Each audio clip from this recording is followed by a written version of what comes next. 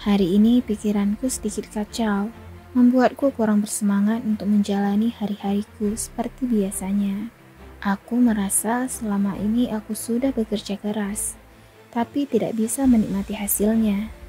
Entah sejak kapan pikiran ini timbul. Aku adalah seorang wanita yang sudah bekerja di sebuah perusahaan dengan gaji UMR. Aku mempunyai orang tua yang sudah renta, dan mempunyai 2 orang adik yang masih duduk di bangku sekolah. Kedua orang tuaku sekarang sudah tidak bekerja lagi.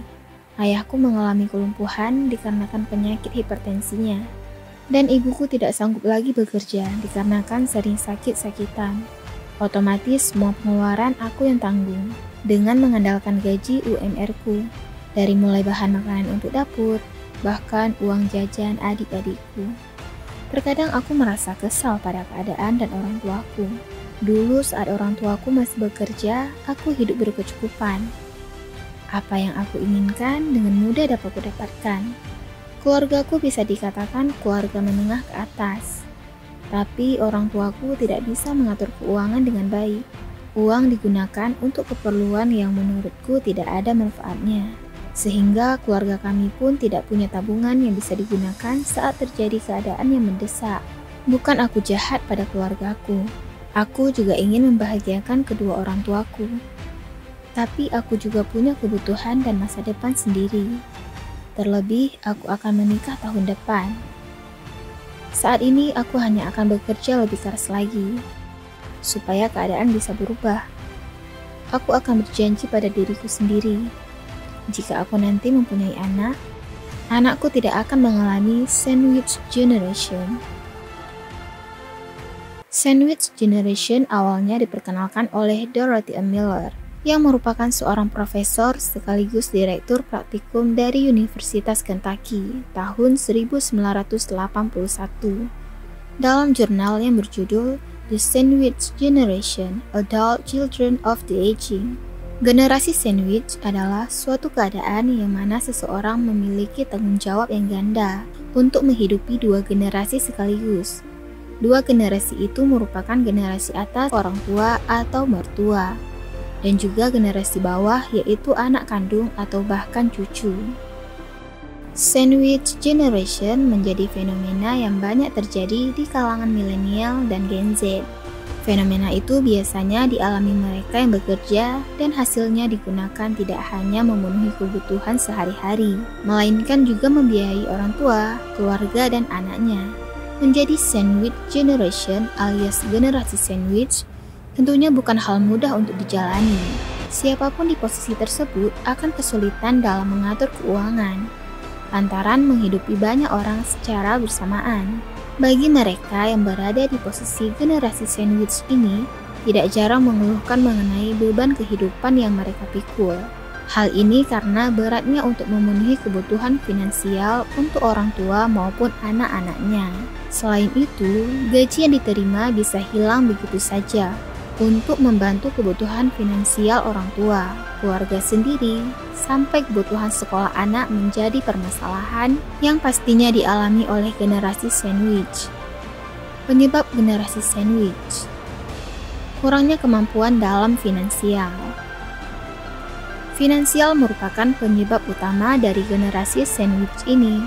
Hal lain terjadi seperti kegagalan orang tua dalam menyiapkan finansial untuk masa tuanya merupakan salah satunya. Membeli barang-barang yang tidak penting.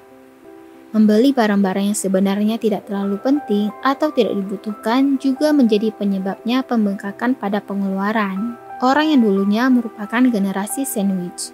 Mereka yang dulunya sudah hidup lebih dulu menjadi generasi sandwich, yaitu dengan menghidupi banyak orang di keluarga, maka pengeluaran terus membengkak.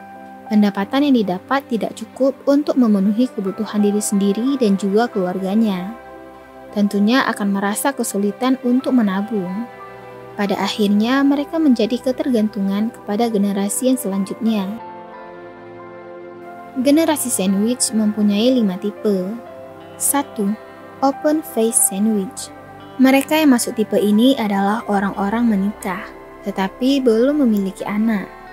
Namun mereka mesti membiayai kehidupan orang tua yang biasanya sudah memasuki usia produktif atau lansia.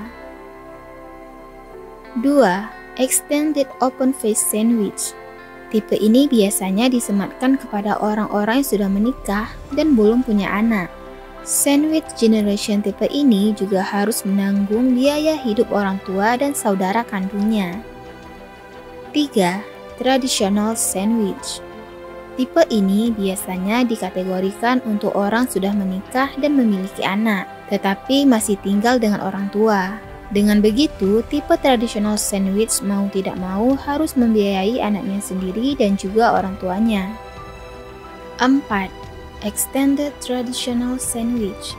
Jenis ini dialami oleh mereka yang sudah menikah dan memiliki anak, tetapi harus membiayai orang tua dan lebih dari satu orang adik atau kakaknya. 5. Club sandwich. Tipe sandwich generation yang terakhir adalah club sandwich. Berbeda dengan tipe-tipe sebelumnya, club sandwich memiliki beban tanggungan lebih besar karena harus menanggung generasi yang lebih banyak.